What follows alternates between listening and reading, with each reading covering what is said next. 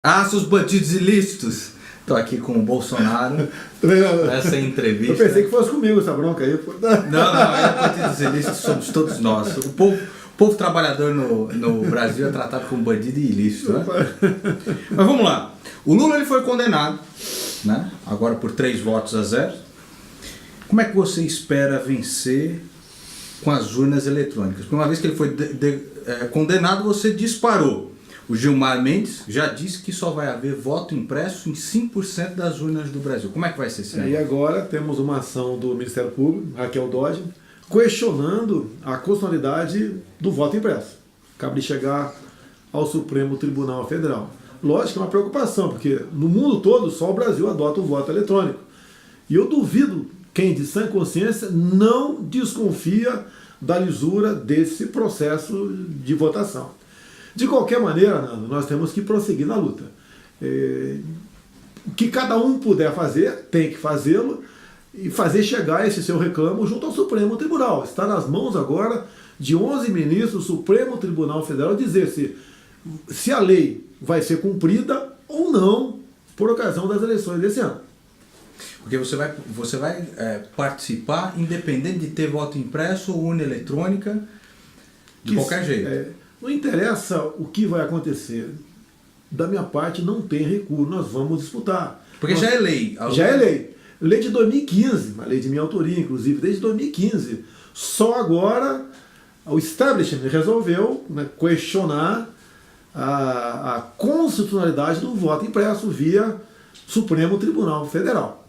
Porque a pressão estava se avolumando para que o TSE implementasse o voto impresso em todas as 600 mil sessões do Brasil, e não apenas em 5% delas. Desculpa aqui, eu tenho uma convicção que com o voto impresso, dificilmente a gente não ganha no primeiro turno, porque todos os outros são iguais. E a grande mídia, ou parte dela, né, não tem mais do que me acusar. Tentaram de todas as maneiras me caluniar. E não chegaram, não atingiram o seu objetivo. E a última pesquisa foi do Datafolha. Acreditar em Datafolha, eu prefiro acreditar em horóscopo. O seu partido ele é pequeno, o Bolsonaro. Como é que você vai fazer com o tempo curtíssimo que você tem na TV? E eu queria saber se participar você estar neste partido, ele te habilitará a participar dos debates, porque parece que você precisa ter um coeficiente ali do partido para que você possa participar dos debates da TV. Você vai ficar de fora dos debates? Quanto à participação, pode haver um convite. Duvido que não me convide, mas duvido mesmo. Até porque quando nós nos filiarmos agora no início de março, vai ter deputado suficiente, no meu entender, se filiando ao partido, apesar nosso tempo de televisão ser de 10 segundos e praticamente não temos fundo eleitoral também. O total para a campanha minha do fundo eleitoral, da nova lei, eu vou ter 3 milhões de reais. Nunca vi tanto dinheiro na minha frente. Eu acho que é o mais do que suficiente para fazer uma boa campanha. Se você pensar em buscar um partido médio ou grande, desculpa aqui, Nando, mas você está fazendo a política exatamente igual aos outros. E nós não queremos fazer isso aí. Ou a gente chega lá isento para poder buscar implementar a sua política, ou não chega. Agora, para isso, o seu partido vai receber 3 milhões. Tá. Para fazer a Dilma recebeu quanto? 270 milhões? Por aí, não tenho certeza, mas na casa de 300 milhões de reais o dinheiro, fora o caixa 2, né, que correu solto aí. Bom, o narcotráfico e a violência, ela está em todos os lugares do Brasil. Você vê lá Fortaleza em um estado de calamidade, você vê o Rio de Janeiro em um estado de calamidade. Quais são os seus planos para a segurança pública, para o Exército Brasileiro, o combate às drogas e à criminalidade? O que você acha dessa nossa legislação que é absolutamente leniente com aquele que é o infrator, com aquele que é o bandido? Você acabou de mostrar para todos que não é apenas você botar num presidente que ele vai resolver o assunto, ele tem que ter um parlamento do teu lado. Vai ter BD, quando você fala em mexer no Código Penal, depende do parlamento brasileiro. Então, quem for votar, por exemplo, caso eu seja candidato, que vote no deputado e senadores com perfil semelhante ao meu. Agora, o Trump acabou de fazer um pronunciamento, né, de 1 ano de mandato. E, dado momento, ele voltou-se para a plateia, né, que estava lá no parlamento, e citou um policial fardado. e ele contou a história, a experiência dele com aquele policial na região de fronteira com o México. E ele falou, eu perguntei para o policial, como vocês conseguiram se impor e vencer a criminalidade naquela região tão inóspita? E o policial teria respondido para ele, nós fomos mais fortes do que eles. Isso não é apenas você estar com um bom fuzil, com luneta, com colete à prova de balas, né? Um bom salário, é principalmente uma retaguarda jurídica. O policial tem que ter essa retaguarda para ele poder exercer o teu papel. Hoje em dia aqui, o policial, coitado, ele não pode fazer nada. Qualquer coisa, numa audiência de custódia, não raramente, ele sai de lá com processo de tortura psicológica. E o marginal sai por outra porta. Em torno de 60% dos marginais aqui detidos, em torno são postos em liberdade no dia seguinte via audiência de custódia. Então é fortalecer na lei para que o policial possa ser mais forte que o opositor. Como, por exemplo, 2 artigos. Hoje em dia, um policial, se dá mais de 2 tiros no marginal, que ele não sabe se o marginal foi abatido ou não, numa madrugada ou numa noite, ele dificilmente não vai ser punido por excesso. Excesso até de legítima defesa. Como o caso do cunhado Ana Hickman, que está em tribunal de júri, porque ele conseguiu tomar a arma de um marginal que entrou no quarto da Ana Hickman e da esposa dele. O marginal deu 2 tiros na mulher, ele tomou a arma e acabou dando 3 tiros na cabeça do marginal. Foi enquadrado como excesso de legítima defesa. E outra questão é dar-lhes um excludente de licitude. Vale para você também. O que é o excludente de licitude? Se alguém entrar na tua casa, né, se alguém tentar roubar um bem teu ou roubar a tua vida, você pode reagir. E se aquele elemento entrar em óbito, você responde, mas não tem punição. Se você fizer isso, com metade do efetivo de policiais civis e militares do Brasil, eles conseguirão diminuir drasticamente o índice de violência. Por quê? Porque o marginal sabe que o policial vai poder atirar. Ele não está preocupado, tá, em ser preso pela sua ação. Então, agindo dessa maneira, 2 artigos apenas no Código Penal, você reduz drasticamente, no meu entender, o índice de violência no Brasil. É porque aqui, né, policial é tratado sempre como bandido e bandido é tratado como vítima da sociedade. Tem interpretação, alguns juízes, tem aquela interpretação romântica da lei. Acha que ele é um pobre coitado, vítima da sociedade, merece outra oportunidade, até acontecer com alguém da família dele, daí ele muda de posição. O Trump tem tido uma taxa de sucesso monstruosa nos Estados Unidos, sim, principalmente no campo econômico, né? Então, foram, acho que 88 recordes de bolsa que ele teve, né? A menor taxa de desemprego de negros, de hispânicos, de mulheres, né? E ele fez isso cortando regulações. Você pretende fazer alguma coisa nesse sentido, de cortar as regulações que estrangulam o empresário brasileiro? Eu tenho conversado com o economista Paulo Guedes. Tá? Ele é uma pessoa conhecida dentro e fora do Brasil. É um economista de considerado ponta. Um dos melhores economistas do mundo. E eu botei na mesa, até como um leigo, né? Paulo, os problemas que nós temos são esses. Né? Preço do combustível, a questão de inflação, taxa de juros, dólar, a nossa dívida interna em torno de 3 trilhões e meio. Nós pagamos R$500 bilhão de reais por ano de juros e amortização de dívida. Como a gente vai resolver esse assunto não aumentando impostos? Ele falou, eu tenho a fórmula, então vamos continuar conversando exatamente para buscar esses objetivos. A questão da regulamentação é o que, no meu entender, é o mais fácil para ser feito, que depende basicamente de um decreto presidencial, muitas vezes, de portarias de ministeriais. Isso seria possível fazer sem o apoio do Congresso? Sem apoio zero do Congresso, você faz isso. Tá? No Brasil é muito comum, quando alguém está fazendo algo de errado, né, 1% faz de errado e 99% não, o pessoal cria uma nova regulamentação para pegar aquele 1%, mas prejudica os 99%.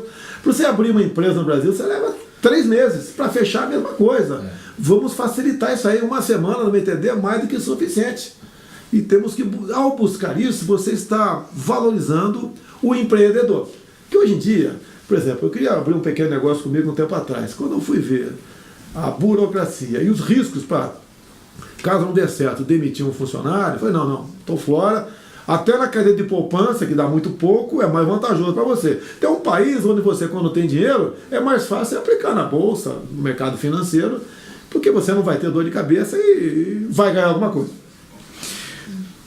Nós falamos a respeito desses impostos que você pretende cortar, né? Impostos, regulações, etc., que é uma coisa que o Brasil precisa. Eu acredito que isso seja essencial para o Brasil crescer. Você pretende cortar ministérios, porque nós temos pastas inchadas, uma série de ministérios ali, etc. Você tem algum plano para cortar ministérios? Olha, eu já fiz uma análise preliminar, né? No máximo 15 ministérios. Com todo respeito que tenho a você, Nando, e aos teus telespectadores aí. Se eu pedir para você me dar rapidamente o nome de meia dúzia de ministros, você tem dificuldade, você não sabe o nome. Se eu não me engano, são 32. Então você tem que diminuir e dar poderes a esse ministro e ter uma indicação técnica. Você pode ver, eu costumo dizer, como exemplo, para que Ministério da Cidade? Você pode pegar o dinheiro diretamente do governo e entregar nas mãos do respectivo prefeito. Esse é um exemplo. Por que Ministério da Fazenda e Planejamento? Eu vejo brigas em Brasília. Um partido político indicou o Ministério da Fazenda, outro do Planejamento. Então começam a brigar entre si. Então você tem que ter um ministério técnico e enxuto. Você acredita que, como presidente, isso é possível de fazer? Ou você vai precisar de um apoio gigantesco com o Congresso? Porque você vai precisar entrar naquela política de coalizão, de dar para cá, eu te dou isso, você faz isso. Todo jornalista tem feito essa pergunta para mim. Como é que você pode fazer um governo diferente do que está aí sem a tal governabilidade, que é sinônimo de corrupção? Ok? Então o cara entrega os ministérios, entrega diretorias de banco estatais em troca do apoio do Congresso. Eu costumo dizer, primeiro, se é para fazer a mesma coisa, eu estou fora. Eu não quero ali ter problemas no banco dos réus no futuro, não quero isso daí. Agora eu acho que dá para você fazer. Tem muito deputado lá, acredite se quiser, que se convenceu que essa forma de fazer política não dá certo, porque afinal de contas, nós estamos vendo aqui o desenrolado, vimos do mensalão, estamos vendo o Lava Jato. Quem quer estar naquela situação? Ninguém quer, tá? Agora eu sei que é uma tentação muito grande as facilidades que você tem em Brasília. O próprio Alberto Youssef, em um dado momento, você acha isso no YouTube, né? Ele diz que pro meu ex-partido tinha gente que ganhava por mês 250 mil reais. É uma tentação enorme. Mas vão pagar o preço. É o primeiro que vai ser julgado agora do meu ex-partido. Então isso daí o pessoal está se convencendo que não dá para continuar fazendo política dessa forma. Até a maneira como está economicamente o Brasil. Para que você vai querer o Ministério do Transportes se você, da maneira como está indo economicamente, você não vai ter a partir de 2019 dinheiro para comprar 1 metro cúbico de asfalto para tapar buraco. Temos esse problema seríssimo pela frente. Não é apenas a questão da Previdência. A Previdência tem problemas? Tem. Agora, todas as áreas do governo têm problemas e você não tem como resolvê-lo sem que você bote uma pessoa técnica lá. Me permite alongar? Hoje em dia, se o Temer liga para o ministro X e queira implementar uma política naquele ministério, o ministro vai retornar ao presidente. Eu recebo ordem aqui do líder do meu partido, não é de você. E é bom tu ficar quieto, senão você não vai ter seus 30 votos para a reforma da Previdência. É assim que funciona a governabilidade no Brasil. Quando fala do Paulo Guedes, o economista, é um cara que entende. Como, por exemplo, quem vai ser meu ministro da Defesa? Vai ser um general do último posto dele, da graduação. 4 estrelas. É chamado 4 estrelas, né? É um general de exército, tenente brigadeiro do ar, ou almirante de esquadra, uma pessoa da área. Não, por exemplo, atualmente, Raul Jungmann. É desarmamentista. Não dá, não tem como dar certo realmente o Brasil com essas indicações políticas. O preço dos combustíveis no Brasil, ele é sempre absurdo. A Dilma foi tentar fazer uma maracutaia lá para deixar o preço mais baixo, né? E se danou e a gente está tendo que pagar essa conta aí hoje de qualquer jeito, né? Existe algo que o presidente da República possa fazer a esse respeito? Privatizar a Petrobras seria Olha, eu caminho, alguma coisa do tipo? Tudo que eu faço daqui para frente, eu procuro no economista. Rapaz, não tem problema. Seria o Paulo Guedes. É o Paulo Guedes, né? Paulo Guedes, o preço do gás, por exemplo, está caro, né? Combustível. Você vai no Paraguai, está 2,60 num posto BR nosso, Paraguai. Aqui a gasolina está mais de 4. Né? Como é que a gente faz isso? Daí ele falou, não podemos ter nada sobre, falando de subsídio. Eu concordo Concordo contigo. E o preço dos impostos? Não dá para diminuir um pouco isso daí? Para dar até um refresco pessoal? Para diminuir impostos tem que desinchar o Estado. Tem que desinchar. Você falou em privatizar. Sim.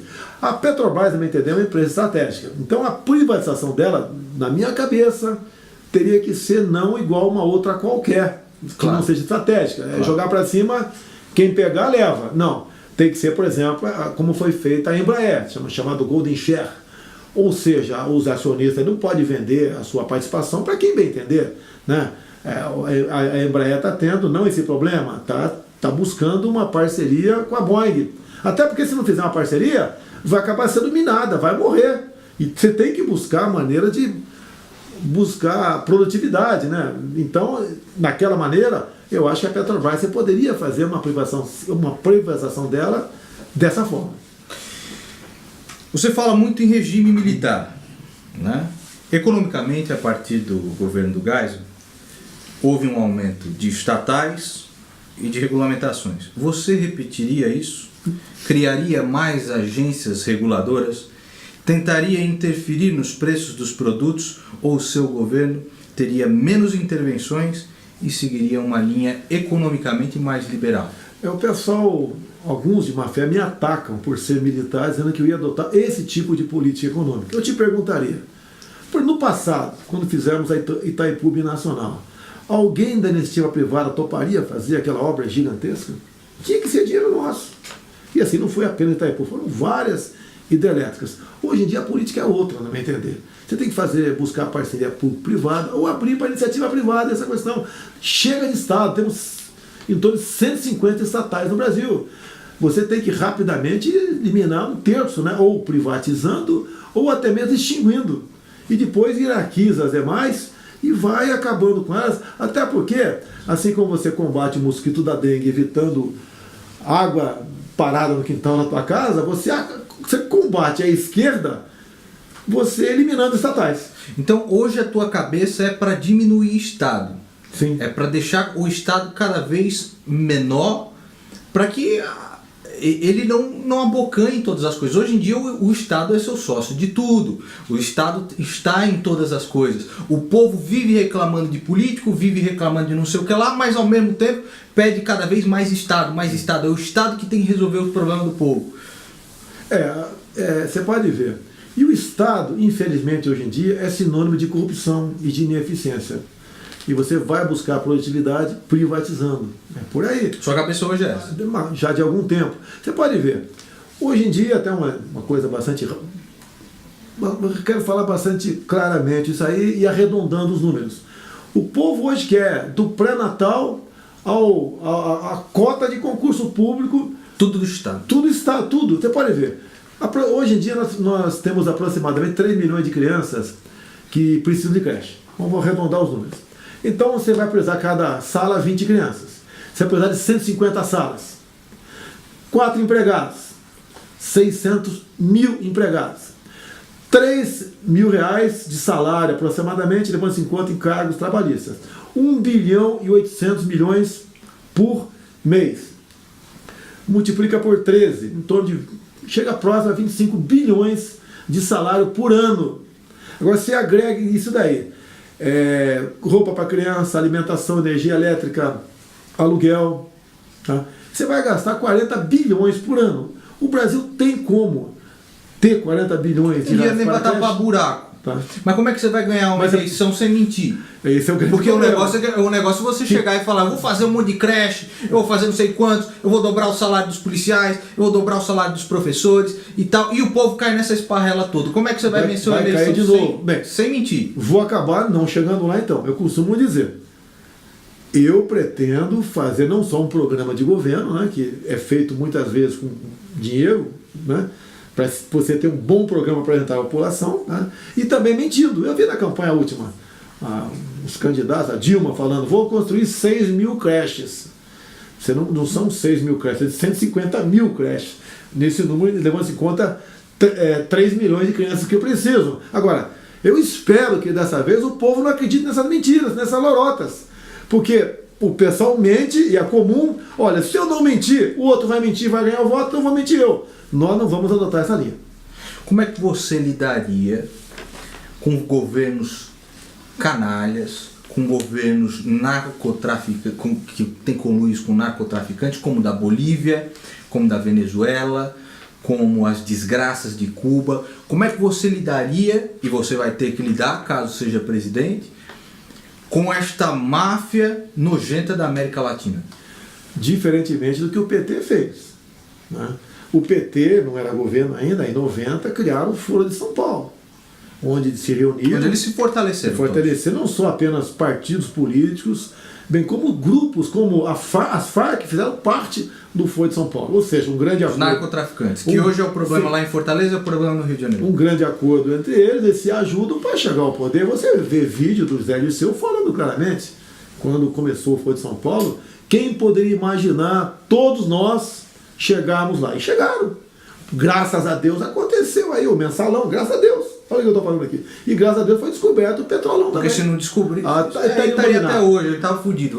Todas essas acusações verdadeiras contra o governo do PT. Até porque se os delatores entregaram bilhões de reais ressarcidos, os cofres públicos, é sinal que muito mais do que isso foi desviado. Está enviado. Então, tá mais do que taxativo você usar a máquina do Estado, estatais, para atingir seu objetivo. E mesmo assim, eu não acredito em 35%, mas pelo menos 20% do eleitorado brasileiro ainda vota no PT e acha que o Lula é vítima disso tudo que está acontecendo aí. Nós aguentamos, Nando, mais 4 anos de PT ou de outro partido qualquer. Não aguentamos mais. Não aguenta mais. Acabou o Brasil. Se tiver mais um presidente socialista nesse país, o que você acha que acontece? Nós vamos para Venezuela e para Cuba. Okay. Você vê que depois de anos e anos e anos de Rede Globo doutrinando as pessoas com a mentalidade progressista, uma coisa inesperada aconteceu. Você vê essa onda conservadora do brasileiro para tentar resgatar essas raízes daquilo que é bom, daquilo que é imutavelmente bom.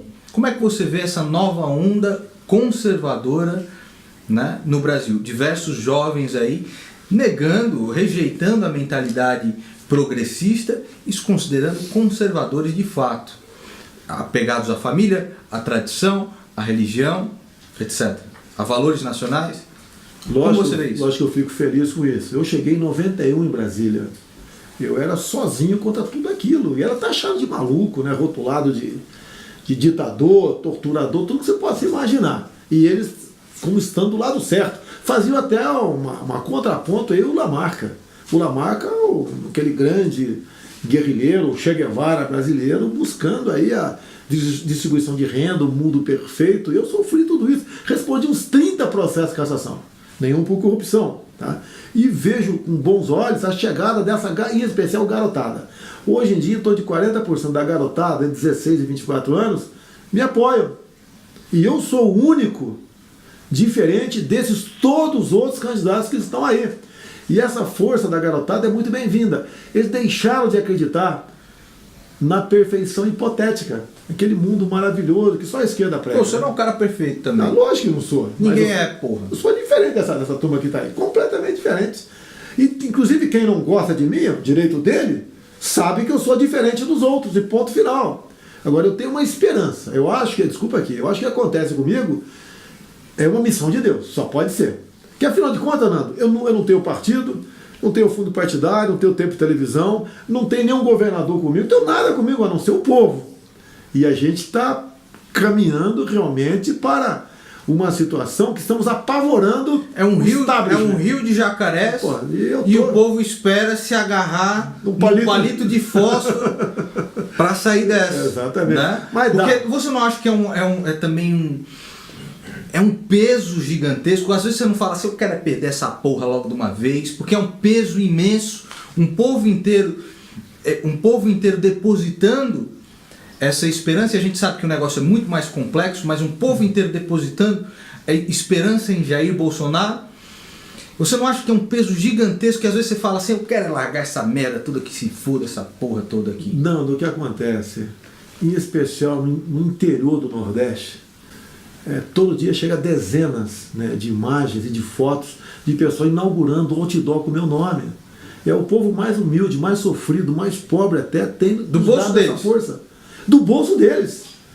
A Folha de São Paulo começou a ligar, o pessoal começou a mandar informação no WhatsApp para mim, ligando para você, por exemplo, está lá no interior lá da Bahia. O seu Nando, o deputado deu dinheiro para você fazer esse outdoor? Isso aconteceu, a Folha foi atrás para saber. E dinheiro da onde? Os caras estão vendo, os caras estão tentando achar pelo em ovo, os caras querem tudo para te fuder. Tá. É para arregaçar isso está vendo. O primeiro estado, por exemplo, que me deu na frente do Lula foi Santa Catarina. Tá? Hoje em dia, segundo o Paraná Pesquisas, eu ganho do Lula ainda, né? Em 4 regiões do Brasil, perco apenas no Nordeste. A diferença é grande lá, nos finalmente dá o Lula na frente. Mas nós estamos reagindo. Essa porra tá fudida já, 3-0, essa porra. Espero que. Eu acho que não tem solução para ele. Não tem solução. Não tem solução só essa porra desse país aqui foi de brincadeira mesmo. Vira bagunça. Lá. E se resolver, conceder a elegibilidade. Isso não tem cabimento. Isso daí. E dado o que aconteceu. E vem outra burdoada dele agora na questão do. Não tem mais pra fazer de Lula. Entendeu? Mas o PT vai ter um candidato, com toda certeza. Vai colocar lá outro poste que nem Dilma Rousseff, entendeu? Mas Lula acabou, e como todo partido comunista, socialista, quando tira um homem forte, acaba o partido logo. Só lutando democracia, mas só tinha uma liderança lá, né? Só tinha uma liderança, é Lula. Ele é o não dividia nada chefão, é o dom, é o capo. Tanto é que todo mundo se apega nele, faz essa onda toda aí, critica o judiciário, critica aí os integrantes do Ministério Público, da Justiça Federal, etc., porque sabe que o Lula caindo é igual a rainha no jogo de xadrez. Eu falo isso porque eu tô de saco cheio. Eu às vezes não vou mais gravar essa merda, não. Foda-se essa porra toda. E eu fico de saco cheio. Você teve o quê? 2 capas da Veja com você. Uma capa de Isto É. Capa de Isto É. Folha fudendo direto. Globo também. Folha, páginas inteiras. Sem contar tentando achar pelo em ovo, toda hora. Tá. É o tempo todo. Até você pode ver. Me permite só falar um caso, só um caso. Que fui das acusações aqui. A questão que eu teria uma funcionária fantasma lá em Angra dos Reis. Certo. Primeiro que é um distrito. Vila História de Mambucaba, um lugar de gente pobre, humilde. E a Folha esteve lá no dia 10 de janeiro. Daí procurou a minha funcionária, não achou. Daí, funcionária fantasma, que vende açaí. Pô, a loja de açaí está em nome da irmã dela. A razão social é o nome da irmã dela. E daí você vai no suplemento ao boletim administrativo 241 de 19 de dezembro e publica ali as férias da minha funcionária. Ela gozar entre 26 de dezembro e 20 de janeiro. Então, dia 10 de janeiro, ela estava de férias. Nem eu quero saber onde ela está. Quem dirá a Folha? E foram lá e rotularam a mim de ter uma funcionária fantasma. Não tiveram cuidado de procurar saber. Eles mostram essa porra depois? Não, eles não mostram. Lógico que não mostram. É a mesma coisa a questão do meu patrimônio. O Janot dá um parecer aqui que meu patrimônio é legal. A Folha diz que não concorda. Mostra lá o parecer, Janot. Ok? Não concorda. A questão do auxílio moradia é a mesma coisa. É legal. Eu te pergunto, onde está a ilegalidade? Agora, se você achar que é imoral, é outra história. Grande parte dos homens e mulheres de imprensa no Brasil recebe como pessoa jurídica, não como pessoa física, para fugir do imposto de renda. Mas é legal? É. Porque parece que tem político aí que tem imóvel de 100 mil, o cara não declara nada. Os teus imóveis estão declarados ou não estão? Tem algum que não está declarado? Não, todos declarados. Eles foram em cima do meu imposto de renda. Então os caras estão pegando um negócio que está declarado. Mas é lógico. Eles estão pegando um negócio que todo mundo ali recebe ou auxílio moradia ou a galera recebe como é que é? Apartamento funcional. Eu já falei aqui, eu acho que político deveria receber uma puta de um pirulito. Toma aqui um pirulito no final do mês. Mas isso aí sou eu. Eu sou realmente o cara. Mas qualquer um de nós, até você mesmo. Você comprou, por exemplo, esse imóvel, não sei, você já tem esse imóvel aqui. Você comprou 20 anos atrás, o preço lá que está no teu imposto de renda lá, ele não mexe, ele fica estagnado. Até porque é bom para o governo federal. Se porventura você for vender, a diferença, um percentual em si da diferença, como ganho de patrimônio, e você recolhe para a União. O Edu tá aqui, o Edu Bolsonaro tá aqui. Edu, o teu imóvel, a Folha falou que custava quanto, cara? Não, a Folha não falou nada do meu imóvel. Ah, é? Ela só botou no bolo só. Botou no bolo. Porque foi recém adquirido. Você financiou quantos por cento daquela porra? O dele é financiado. Até porque você comprou quando esse imóvel? Você comprou quando? No ano passado? É que assim, eu estava desenrolando inventário com advogado. Levou mais de 2 anos? Levou 1 ano e meio. 1 ano e meio. Então tá mais ou menos o preço atual. Tem imóvel mesmo de 30 anos atrás. E lógico, está um valor lá fixo, de acordo com o imposto de renda de 95, como quando começou o real, está um valor fixo. 100 mil reais, você vai procurar hoje, vale 1 milhão. E a folha, é a folha mesmo que avaliou. A folha mesmo que avaliou, tá certo? E daí bota o valor lá e tudo bem. Tanto é, se você for analisar aqui, ó, o próprio documento aqui da Conselho Federal de Corretoras de Imóveis, ele diz claramente aqui que desconhece quem prestou as informações e é norma deles Mostra lá, não divulgar o valor dos imóveis, exatamente para não prejudicar ninguém. Tá? E está escrito aqui, eles não divulgam. A não ser que você bote seu imóvel à venda, daí sim eles dizem, avaliam o valor do teu imóvel. Fora isso, não. Posse de arma de fogo. O povo acha que quando Jair Bolsonaro, se Jair Bolsonaro for presidente, todo mundo vai comprar arma, e a criança pega uma jujuba, já pega uma 38 do lado, entendeu? Todo mundo vai ter arma, como é que vai funcionar esse negócio? Como seria isso? Porque o povo acha que você chegar lá, presidente da república, vai chover arma junto com, sei lá, qualquer merda de chuva. Nós fizemos um referendo há pouco tempo sobre a comercialização de armas de fogo e munição no Brasil. E em torno de 65% da população votou favorável a caso você queira comprar uma arma, né, de munição, você pudesse fazê-lo. O governo do PT simplesmente ignorou essa vontade popular. No período dito militar, de 64 a 85, você comprava a tua arma na Mesbla e dava de presente para o teu pai, sem problema nenhum. E tem muita gente que votou não no referendo, né, para que você pudesse ou não, para você poder comprar arma de fogo, mesmo ele não querendo comprar. Hoje em dia, Nando, quem quer fazer besteira, compra a arma de um dia para o outro, até fuzil, basta você ter dinheiro.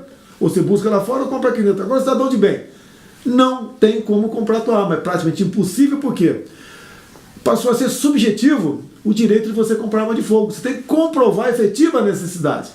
E você, a Polícia Federal, orientada pelo Ministério da Justiça e pelo respectivo governo, simplesmente dificilmente autoriza a comprar uma arma. Então o que eu quero é o seguinte, que o cidadão de bem exerça o decidido no referendo, caso ele queira comprar uma arma de fogo. Logicamente, alguns poucos critérios. Mas se você quer comprar uma arma, até maior de 21 anos de idade, quer comprar uma arma, você vai comprar e vai ter dentro da tua casa.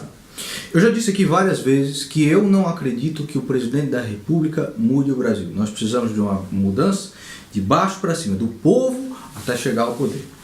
Mas o povo vê uma esperança muito grande em Jair Bolsonaro. Eu quero saber, você vê alguma possibilidade, em um outro candidato fazer um bom governo? Eu não sei, Marina Silva, Alckmin, sei lá, Luciano Huck.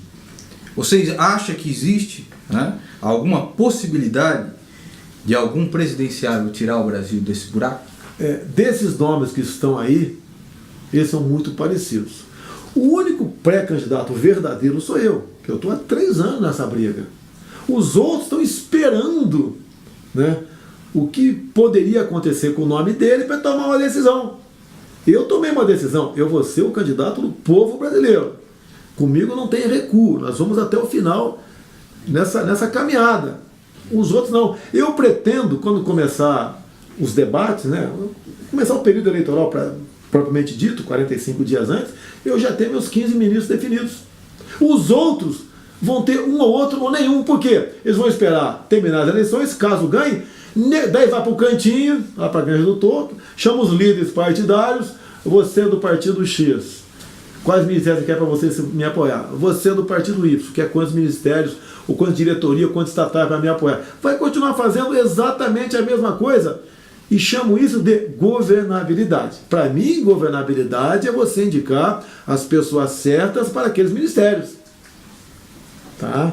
Então não vejo no quadro, nesse que se apresentaram até agora, ninguém com essa possibilidade de começar a desfazer o que a esquerda, o PSDB e o PT fizeram ao longo desse tempo todo, né, e começar a solucionar os problemas do Brasil. O meu amigo Spider, ele tem um canal no YouTube, se chama Spider Consense. Ele fez aqui algumas perguntas. Esse aqui é o Bolsonaro do futuro perguntando para você, ó. aqui, ó, Jair Messias Bolsonaro, tá ok? Aqui é o Bolsonaro do futuro, tá ok?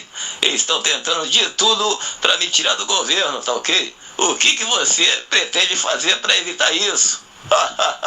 Daqui a pouco eu pego o DeLorean e volto. Bolsonaro do futuro falando pra você. O Spider, como eu não estou fazendo nada de errado, né? Exatamente por isso querem me tirar. Mas com a ajuda da população, você fazendo as coisas certas, Você acha que vai ter o apoio da população nessas horas difíceis? Porque aqui no Brasil o cara fez uma medida impopular, o povo cai um cacete pra arregaçar. Olha, você acha que vai ter essa... Olha, eu costumo dizer, como eu já estou com mais de 60 anos, né, eu já estou no lucro. Então, eu estou aqui nessa luta. Logicamente, é um transtorno, é muita dor de cabeça, é problemas até familiares, você leva para casa sem querer, mas alguém tem que tentar mudar o destino desse Brasil. Nós temos tudo aqui para ser uma grande nação. Tem outra dele aqui, ó. Olha, Bolsonaro, gostaria de pedir um favor pra você. Eu queria saber, se caso num debate, qual seria a primeira pergunta que você faria pra mim? No debate, qual é a primeira pergunta? Tu já saiu da cadeia? Tu fugiu? Como é que você tá aqui, ô cabra da peste? Tem outra aqui, ó. Vamos lá. Essa daqui, o Spider, também é o nosso querido professor Olavo de Carvalho. Ora, eu queria que você explicasse, tá certo? Por que as pessoas querem criminalizar o nazismo e não o comunismo, tá certo? E boa sorte. O nazismo já é criminalizado aqui, né? E o nazismo... Ele é criminalizado. Matou aqui, 10 vezes menos do que o comunismo. E ambos têm que ser criminalizados. Só nesse país aqui que você tem o Partido Comunista do Brasil. Inclusive o PCdoB tem um convênio com o Partido Comunista lá da Coreia do Norte. Você lutou na luta amada mesmo. Como é que não cheguei, é? eu tinha 15 anos de idade, os Mamaca passou na minha cidade, Eldorado Paulista, né? Fez um bafafá na praça, feriu seis policiais. Os comunistas chegaram lá. Eles fizeram uma base de guerrilha na cidade de Eldorado Paulista, né? E você estava lá, tinha 15 anos de idade? Eu estava na praça, tinha 15 anos de idade, quando o Mamaca passou. Daí o exército fez um acampamento ali em Eldorado. A partir do dia seguinte começou a fazer um acampamento, eu me aproximei da tropa e conversava com eles, dava dica, pescava com eles. O pessoal da tropa que estava lutando do exército. Contra o que estava na caça do Lamarck. O Lamarck, ele se embrenhou nas matas do Vale do Rio Ribeira de Guape, né? Fez como refém um tenente da Força Pública, de 23 anos de idade, o Alberto Mendes Júnior, e 2 dias depois esse bando... E você tinha 15 anos, estava no meio do exército lá, enchendo o saco, lá. Eles inclusive me deram um papel escrito que era ICAM, Instrução de Concurso, Admissão e Matrícula. E com aquele papel, por correio, né, eu me inscrevi, prestei concurso para a Escola Preparatória de Cadeia do Exército e fui aprovado. Porra, essa daí eu não sabia. O ensino público daquela época era de qualidade, tá certo? E eu não tinha cursinho. O por fora que eu fiz foi cursinho de português e eletricidade no Instituto Universal Brasileiro por Correspondência. É que eu fiz, lembra, né? No meio do gibi tinha aquilo lá. E outra, a molecada fazia as provas, que eram periódicas, e não colava. E botava dentro da cartinha e mandava para o Instituto, depois voltava corrigido. Quantas vezes eu tirei 7, 8, ficar com vergonha com a nota tão baixa. Okay? Bom, você não tem partido nenhum do seu lado, nenhum governador. A grande imprensa toda, quase toda, quer lhe fuder mesmo, entendeu? Quer acabar contigo, né? Tem vezes mentem, às vezes caluniam. Qual que é o segredo para chegar com mais de 20% nas pesquisas presidenciais? Né? Tem alguma equipe por trás disso? Tem alguma macumba? Tem alguma coisa assim? Eu não sei. O que você andou fazendo? O segredo você vai na Bíblia, João 8,32. E conhecereis a verdade vos libertará. Como vou estar em Dourados, como já estive em mais de 20 capitais de estado, em grandes cidades, né, nos últimos anos, é estudar os problemas e quais as possíveis soluções daquela região sem dinheiro. Porque um candidato sempre leva a solução, né? Não, vamos fazer essa ponte. Depois que chega, ele some porque não tem dinheiro para aquilo, tem dificuldade. Então a verdade e a sinceridade acima de tudo. Você pode ver, o que é mais caro para nós militares é a questão de faltar com a verdade. O militar que falta com a verdade, o cabo não sai sargento, o subtenente não sai tenente, o coronel não sai general. Se um dia na vida dele ele faltou com a verdade para com o seu superou, por exemplo. Tá certo? Então a verdade é acima de tudo. Eu vi que quando você chegou aqui, chegou meio cansado. Porque tinha dado a entrevista para o Pânico na rádio, e depois foi fazer outros compromissos, etc.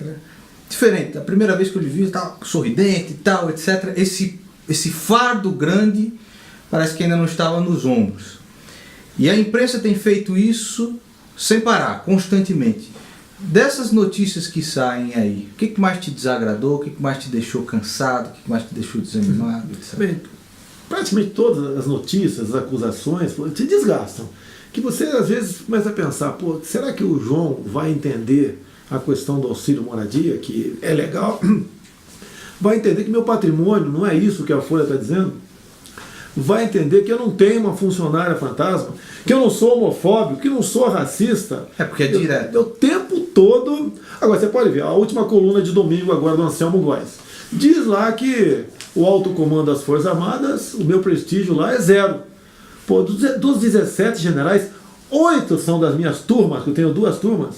Não quer dizer que eles estejam 100% comigo, mas tem um trânsito enorme na metade do alto comando das Forças Armadas, o do Exército Brasileiro, e não tenho problema nenhum com eles. Até porque o Exército não emite opinião, nem contra, nem a favor, candidato nenhum. O partido das Forças Armadas é o Brasil e ponto final. E os caras... Agora, perante os militares, isso aí é ignorado. Agora, perante o paisano aqui fora, que não conhece, pô, o Bolsonaro está mal dentro do Exército. Se ele está mal dentro do Exército, por que eu vou querer dar um voto de confiança nele? Isso tem cansado? Cansa, não há dúvida, mas eu tô, graças a Deus, estou tendo força para se manter aí firme nesse propósito de não esmorecer. Uma das coisas que o pessoal fala é: você pretende regular a mídia, você pretende, né, tentar colocar os seus tentáculos aí em cima da liberdade de expressão, como o PT tentou fazer várias vezes. Você tem alguma pretensão de fazer isso? Porque se tiver a pretensão, eu sou o primeiro a descer o cacete aqui. Eu, como não quero apanhar aqui... Obviamente, essa imprensa livre, mesmo me criticando, me fez chegar até aqui. Eu duvido que se exista um político mais atacado do que eu, mais caluniado do que eu, em memes, seja lá o que for. Mas eu acho válido isso. Até porque a população vai aprendendo aos poucos fazer o devido filtro. O que é verdade e o que não é. É dessa maneira que nós aqui vamos conseguir um dia uma democracia razoável. Até acho que você deveria processar mais os caras. No exame internacional do PISA, com 70 países, o Brasil sempre ocupa as últimas posições. Ao que o senhor atribui esse péssimo desempenho dos nossos jovens? Você mudaria alguma coisa no Ministério da Educação? Você vai militarizar as escolas? Nós vamos ter ali os meninos em tudo de farda agora? Como é que vai ser? Primeiro você tem que mandar o Paulo Freire para o espaço. Porque essa forma de educar não deu certo. Você pode ver, retiraram a autoridade do professor em sala de aula. A pesquisa da PEOSP em São Paulo, né, não é muito recente, mas está valendo, 70% dos professores já foram agredidos física ou moralmente, por alunos ou pai de alunos. O aluno tira uma nota baixa e há um certo constrangimento por parte do professor o aluno conta em casa, o pai vai tirar, em vez de dar um cacete no filho em casa, vai tirar a satisfação do professor em sala de aula. Até pouco tempo em São Paulo aqui, por exemplo, tinha o 14º salário para aquele professor cujos alunos, mais de 95% era aprovado. Então era comum você ter informado em notícia que alguns professores corrigiam a prova de 40 alunos em 2 minutos, porque não queria perder o 14º salário. E não ia se aborrecer com o pai de aluno. E também tivemos depois a aprovação automática. Chegou a esse nível. Você quer que a molecada faça o quê? Termina no Enem, a prova do PISA, muitas vezes uma regra de 3. $1 vale R$3, $4 vale quantos reais? 70% erra. Interpretação de texto. O cara leu o primeiro parágrafo, né? Terminou de ler o segundo, que se entendeu no primeiro. Ele dá risada e não sabe. 70% também. E a questão de ciências, são as 3, né, disciplinas cobradas. É isso daí, uma vergonha, um vexame. Se você não mudar o currículo escolar e dar o direito ao professor a exercer sua autoridade, não chega a lugar nenhum. Tanto é que você falou, escola militarizada. Bem, se você quisesse, você poderia fazer em todas, não tem militar para tudo isso. Mas as escolas militarizadas, do estado do Amazonas e Goiás, o percentual de aprovação para universidade e faculdades, eles estão na frente das escolas até particulares. É a melhor educação. Porque lá dentro tem hierarquia, tem disciplina. O aluno não mexe com o telefone celular durante o intervalo, não tem como ele fumar um baseado, fazer uma bagunça lá no intervalo também, em sala de aula. E outra coisa, que é importante, tem um assessor meu aqui, mas não trabalha comigo, não fala que é meu assessor, né? O Gil Carteiro. Ele falou que muitas vezes na Fundação Casa, a FEBEM, essas casas, o moleque está lá e daí aplica-se uma pena alternativa. O moleque vai para casa, mas tem que ir para a sala de aula. Esse moleque, como não tem recuperação, ele vai para a sala de aula tocando barata voa na sala de aula. Ou seja, prejudicando os outros 30 que querem aprender. Isso não é democracia, você não vai retirar da miséria a população através do saber, do conhecimento, com esse garoto infernizando a vida de todo mundo na escola. Essa aqui é para terminar a nossa entrevista aí. Eu espero que você, bandido ilícito, né, esteja aproveitando, né? Deixei de falar aqui o máximo de tempo possível, né? Não interrompi nenhuma vez. Mas vamos lá. Se você perder, que é uma possibilidade, ainda mais com essas urnas eletrônicas aí, com essa urna da Smartmatic, na votação da Dilma nós tivemos uma apuração secreta das urnas, etc. Se você perder, você acha que o Brasil aguenta mais 4 anos de socialismo?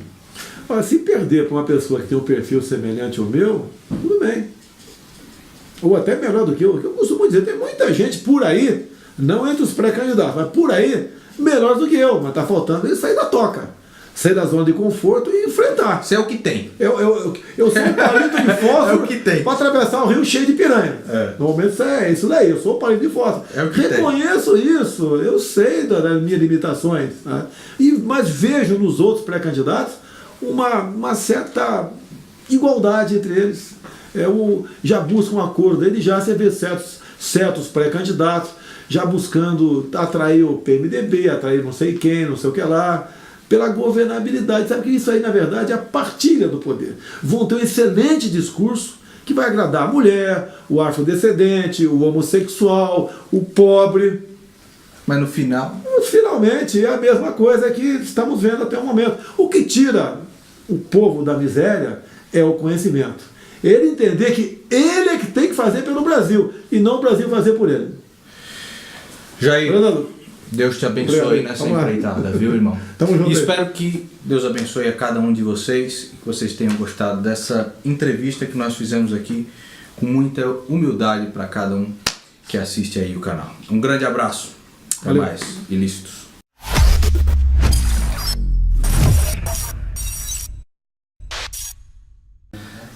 Jair, o que é que você pensa do professor Olavo de Carvalho? Ele, para mim, é um dos mais brilhantes filósofos da atualidade, se não o mais, né?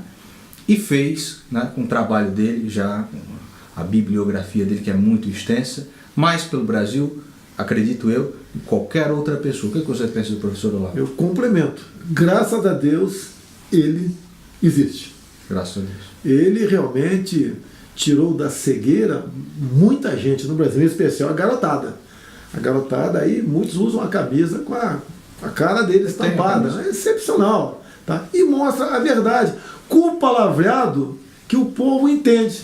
Falando muitas vezes o palavrão que você fala. Ele ficou encantado com o Alborguete e falou assim: estou preso nessa linguagem, né? Estou preso numa forma de linguagem, preciso me libertar disso. Né? E as pessoas entendem. Entende perfeitamente, e ele ajudou realmente a gente chegar a essa situação que nos encontramos no momento de possível libertação pelas vias democráticas. Jair, nós tivemos com verba pública, MAN, Santander, as criançadas iam lá para pegar nome nu, bangolento, etc.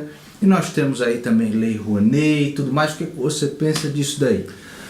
A Lei Rouanet, no espírito, foi bem concebida, no espírito, mas na verdade foi usada para cooptar a nata da classe artística.